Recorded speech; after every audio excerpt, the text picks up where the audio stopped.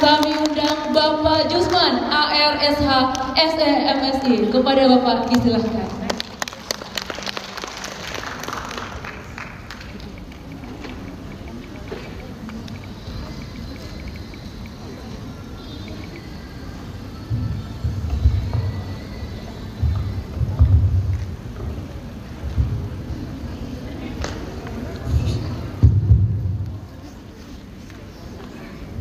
Bismillahirrahmanirrahim.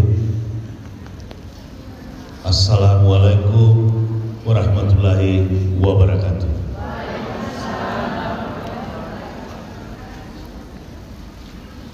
Hari ini adalah hari yang tentunya menjadi momen berbahagia atau untuk bersyukur. Berbahagia karena kita bisa menyaksikan anak-anak kita, putri kita untuk di yudisium hari ini, dan bersyukurnya karena kita diberi kesehatan untuk dapat hadir pada hari yang cukup bersejarah hari ini. Baik, sebelum lanjut dengan ucapan Bismillahirrahmanirrahim, yang saya hormati Bapak Dekan, Bapak Ibu Wakil Dekan, para orang tua murid, perihal undangan saya berkait pesan dan kesan. Ya, kita paham semua bahwa pesan itu tentu adalah berkait syarat, amanah, syarat.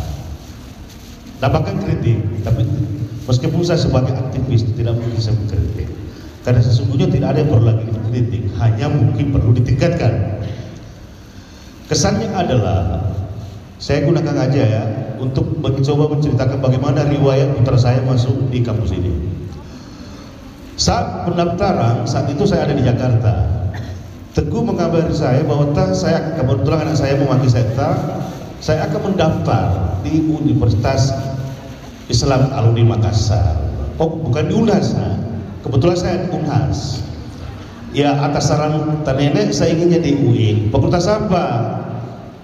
Pengennya adab dan humaniora. Wah, cakep itu. Karena memang era sekarang itu dituntut bukan hanya intelektual, ya. Intelektual adalah hal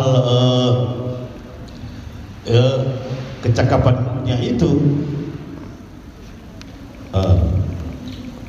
Tapi bagaimana seorang mahasiswa, seorang masyarakat bisa lebih beradab. Kebetulan saya profesinya dalam dunia pergerakan anti korupsi. Bicara anti korupsi tentu juga dibutuhkan adab, ada budaya, ada culture, bagaimana memahami. Jadi perilaku itu sangat dituntut. Jadi bahwa kalau kemudian mahasiswa itu datang ke kampus, tujuan utamanya tidak hanya untuk mengejar nilai, kan gitu ya. Bukan hanya untuk itu, bukan hanya untuk mendapatkan gelar dan sarjana, tetapi bagaimana ketika dia menjadi keluaran atau alumni dari fakultas atau kampus tersebut bisa berpikir bernalar di luar sana. Bukan tujuan hanya untuk membawa ijazah, gelar dan sarjana. Saya kira itu. Jadi ya, tentu itu tujuan mulanya. Kemudian kedua, berkait kesannya tadi. Jujur saya akui, saya kebetulan bukan dari ilmu yang dijalani putra saya kemarin, sejarah peradaban Islam. Saya basicnya hukum pidana, juga ekonomi keuangan. Syarat kedua saya mengesahkan keuangan juga. Pendidikan S3 saya belum selesai, tapi saya konsentrasinya hukum keuangan pula. Saya ambil hukum dan keuangan itu karena sangat berkaitan dengan profesi saya, anti korupsi, penerapan good governance, clean governance. Bahwa siapa saya, insya Allah kalau kita search di Google, saya termasuk salah satu putra Sulsel yang berulang kali mendapat penghargaan dari negara dalam penyelamatan kerugian negara. Sulsel ini 2005 saya pernah diundang ke istana untuk mendapat penghargaan bertepatan Hari Anti Korupsi Sedunia karena saya dikategorikan telah menyelamatkan ya keuangan negara Sulsel dalam jumlah 86 miliar. Dan sampai sekarang saya tetap konsisten di garis ini. Saya tidak boleh dan tidak pernah berkeinginan untuk masuk di jajaran pemerintah, baik tawaran eksekutif apalagi legislatif, termasuk badan-badan direksi atau pengawas BUMD. Nah, ini yang saya jaga juga sama anak saya, dan saya bersyukur sekali setelah menempuh pendidikan di sini ternyata luar biasa. Ada banyak yang tidak saya ketahui melalui anak saya, ilmu yang diperoleh di Fakultas Adat ini saya bisa peroleh. Jadi saya bisa antara anak saling mengisi, bukan hanya terbangun hubungan antara anak dan bapak, antara ayah dan putra, tapi juga sebagai sahabat, kakak dan adik. Saya terangkan seperti itu saudaraku. Nah, mengapa tadi saya sampaikan tidak perlu ada pesan saran itu di kampus ini, karena saya melihat kebijakan-kebijakan yang lain dari Fakultas Adat ini sama sekali tidak ada terjadi dugaan perampasan hak kemerdekaan terhadap anak, hak kemerdekaan untuk berpikir, hak kemerdekaan untuk bertindak. Saya tidak melihatnya dan saya tidak mendengarnya itu. Saya sering tanya, bukan hanya anak saya, tapi juga mahasiswa-mahasiswa sahabat atau di luar dari jurusan sejarah peradaban Islam. Apa buktinya? Buktinya anak saya bisa aktif di organisasi, bisa masuk di HMI, ya, bisa di komunitas seni adat. Dan alhamdulillah atas potensi yang memang ada dimiliki oleh putra saya dari semasa kecil sampai masuk perguruan tinggi, masuk di Fakultas Adab dan Humaniora, luar biasa perkembangannya. Akhirnya anak saya potensi bakatnya dalam bidang seni, khususnya teater, begitu pun dalam film, luar biasa. Artinya ada kemajuan lah, ada kemudian. Sebenarnya putra saya ini masih di Jakarta. Dia kebetulan dapat kontrak main film di FTV Indosiar D5. Ya, dia kembali ke Makassar untuk kenapa? Untuk lebih memprioritaskan yang agenda yang sangat penting ini. Meskipun kita paham bahwa sesungguhnya hakikat legitimasi kesarjanaan itu ada pada setelah kita menempuh ujian akhir atau meja, ya, atau yudisium. Tetapi bahwa hal itu tidak sempurna lah kalau ketika kita tidak menghadiri namanya agenda wisudawan, karena itu juga bisa dikategorikan bagian dari kekurang-syukuran, ya, kekurang-syukuran mungkin. Jadi saya kira soal pesan sedikit saya tambahkan lagi, ini lebih untuk bagaimana kita lebih ke depan.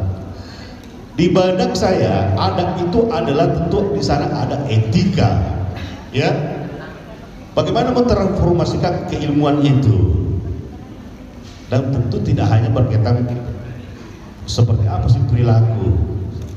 Sejalan apa sedikit tadi saya sempat perhatikan bait yang ada dalam Mars, yaitu sangat cakep, sangat luar biasa. Saya kira itu kembangkan pribadimu atau kembangkan potensimu, ya, senantiasa berpegang teguh kepada Allah Subhanahu wa Ta'ala dan sunnah Rasul, kan gitu ya.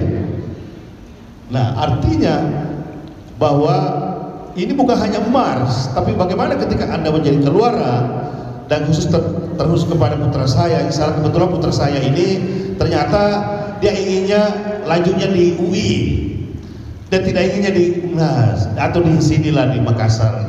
Mengapa? Saya maklumi karena kalau dia di sana, mereka anak-anak saya ini bisa jalan perkuliahannya S2, juga bisa jalan pengembangan bakatnya dalam dunia film, khususnya di FTV itu. Jadi saya iyakan saja. Saya mohon kita doa bersama, mudah-mudahanlah impian dan cita-citanya dia kebuka. Dan terakhir mungkin sebagai penutup, sebagai orang tua dari siswa Fakultas Adab, kalau memungkinkan atau kalau bisa, dengan sangat saya meminta, karena saya sering intip percakapan atau bentuk interaksi anak saya di media sosial, termasuk secara langsung. Saya bukan berarti sekuitas, tapi saya mau bilangnya gini lah. Bagaimana kita bertutur sapa, menyapa sahabat kita? Kalau bisa, janganlah sering dengan ucapan, di mana kok? Bisa kalau bisa sedikit lebih, di mana ki? Kan gitu ya. Dan ini bukan hanya itu, saya biasa intip, ya. Dan setelah saya cermati, siapa anak ini yang berinteraksi dengan putra saya? Ternyata mahasiswa Fakultas Adab. Kan tidak pantas kok itu, ya. Saya paham bahwa ada memang persoalan culture, tradisi, kebiasaan. Mungkin sahabat-sahabat atau keluarga kita dari atas sudah kebiasaan menyebut dengan akhiran ko, kan gitu ya. Tapi kan ada momen turun namanya, bahwa kalau kemudian itu di ruang publik, taatlah, karena pembaca di dalam dunia sosial media itu tak terbatas ruangnya, kan tidak bagus loh. Termasuk ada saya kemarin juga, maaf kalau kepanjangan tapi salah, mudah-mudahan ini ada maknanya.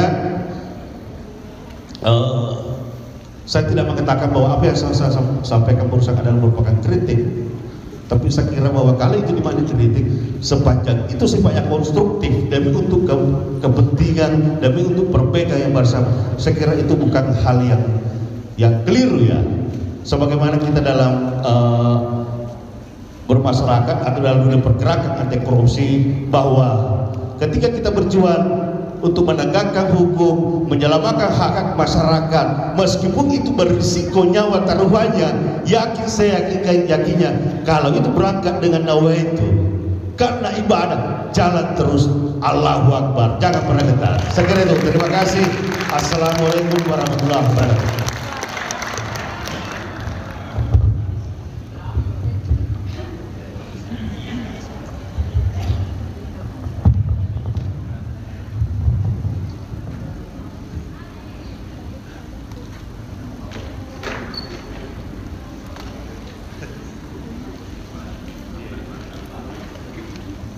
Demikianlah tadi pesan dan kesan dari wakil orang tua Teguh Esa Bangsawan, Bapak Jusman AR SH MSI. Sekali lagi kami ucapkan terima kasih dan sebuah kehormatan bagi Fakultas Adab dan